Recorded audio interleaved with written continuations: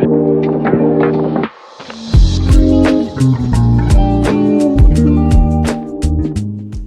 everybody, welcome to the quick video, and today I'm going to be talking about this, which is the OMSystem 100-400 Mark II. You'll notice I say OMSystem, not Olympus. Now, first disclaimer, this isn't my lens, this belongs to Tracy, which is why it's on the OM1 Mark I. Had the 100-400 Mark I for a couple of years now. Basically Tracy's been using it fairly exclusively. So something a little bit different with this one. The shots that you're going to be seeing here are Tracy's, not mine. So basically this is the stuff, first you'll see stuff done with the original 100-400, and then at the end you'll actually see the rest of the shots that have been taken with this one. So something slightly different, but basically just want to have a quick chat about what the upgrades are and how they actually seem to sort of give you almost a better response to the photography.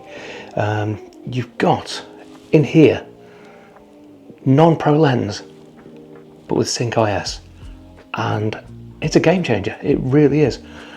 The original lens optically almost identical to the Mark II. There's a few new coatings going on right here, but that Sync IS changes things completely.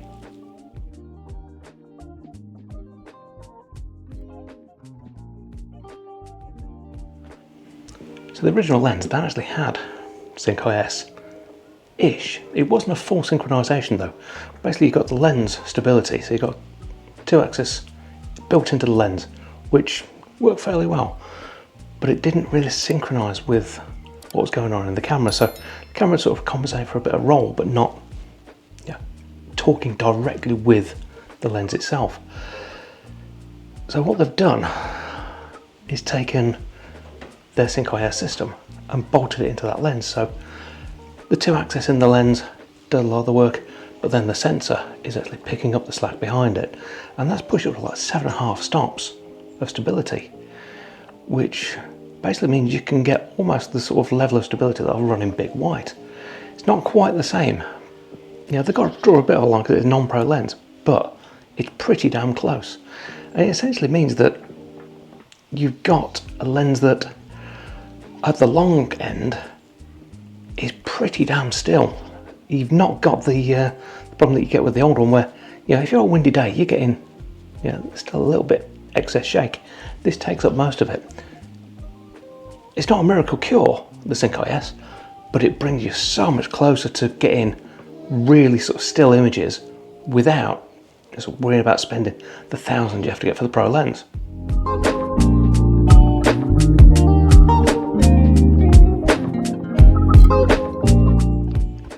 So, the addition of Sync IS, to me I think it's game changing. You've got a lens which hasn't got pro glass, so you're never going to get that pro glass quality, but you're not spending the thousands on the pro glass. That's the big difference on this.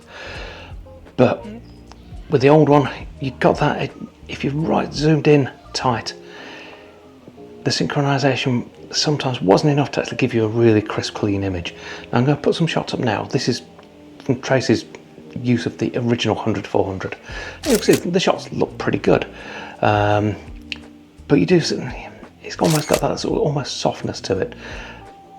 It's just the way it is. I mean, most of the stuff here that you're seeing is from Benton, so yeah, we've got range that we have to use the longer end of, and you get to the point where you need that little bit of extra stability, especially if you've got a little bit of wind going on, just to help out. With the new lens, you're getting that. So optically, they've added some coatings in there, but essentially you've got the same focal range, you've still got 100-400, you've still got an f5 to 6.3 lens. That hasn't changed at all. But the addition of the Sync IS is going to be absolutely game changing, because you've not got the worry of having the lack of stability in suboptimal conditions.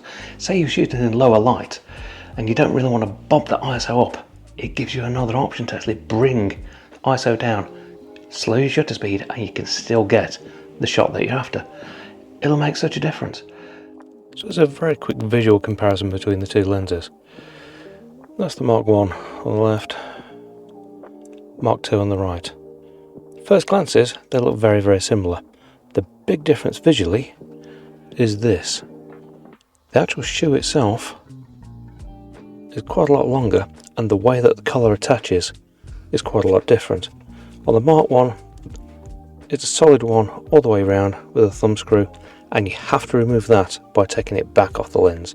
So you can't actually remove the lens collar at all without removing the lens from the camera. What I've done with the Mark II is, as you can see, it's slightly different profile on the top because you've got a little bit of a hinge there. Essentially what you can do now is unscrew that, and that folds away so you can actually leave the lens attached to the camera and remove the shoe if you actually needed to for any reason. Other than that, visually they're very, very similar. Again, exactly the same button layouts. So you've got your IS, your AF MF switch for the focusing, and your focus range on there. Exactly the same. Absolutely sort of no difference at all. In fact, when you just look at them side by side, if you sort of pick it up, you'd see very, very little difference.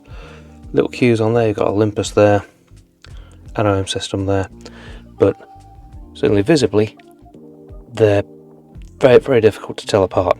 It's the internals that make the difference. As you can see, the form factor is exactly the same. There's no difference in weight, other than the actual collar, which I mentioned on that little piece there. But you've got a fantastically usable wildlife setup. Say you want to pair this with a Mark II OM1, it pairs in, gives you stunning stability, absolutely amazing bird tracking ability, and for what would normally be sort of classed as a fairly budget setup, you'll get an amazing result. I'll put a couple of prices up here. This is what I've just had a quick sort of top round, found on the internet what you can pick them up for right now.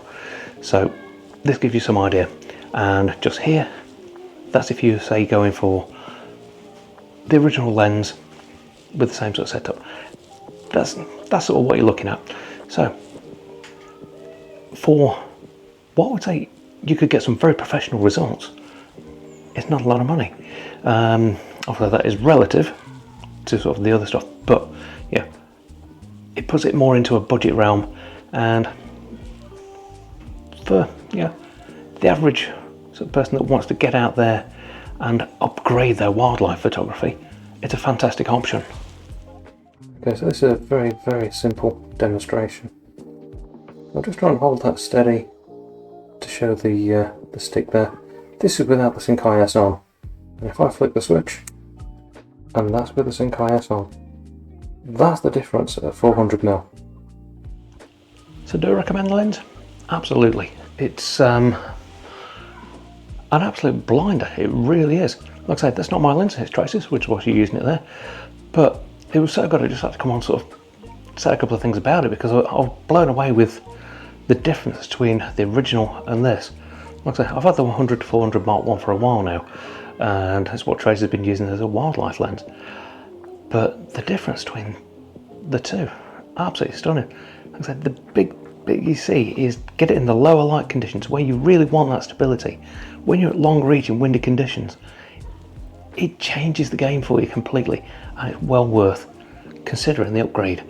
I recently sold my original 100 to 400 because I've got big white, I don't really need it.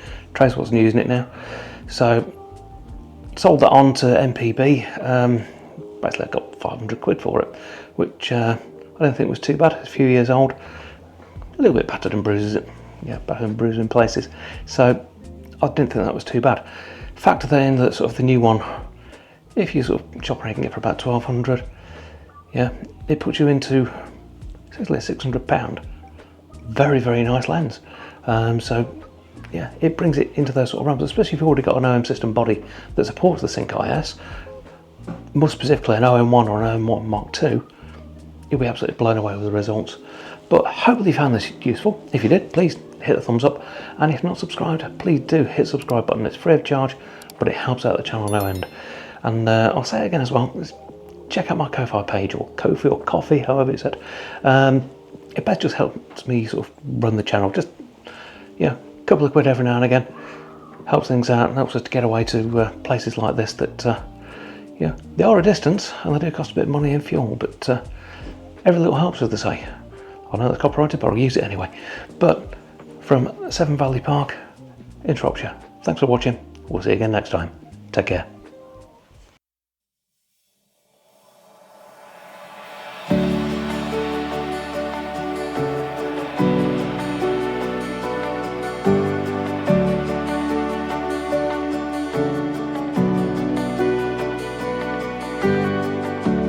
Underground for so long, in the dark, I forgot how the sunlight feels. Hidden just out of reach, down below, waiting for time to reveal 100 new colors in me. Even if it takes 100,000 years to finally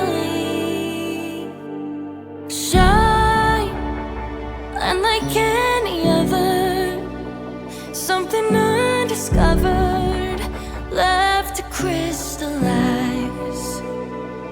Give it time, put it under pressure, hold it to the fire, a diamond in disguise, meant to shine.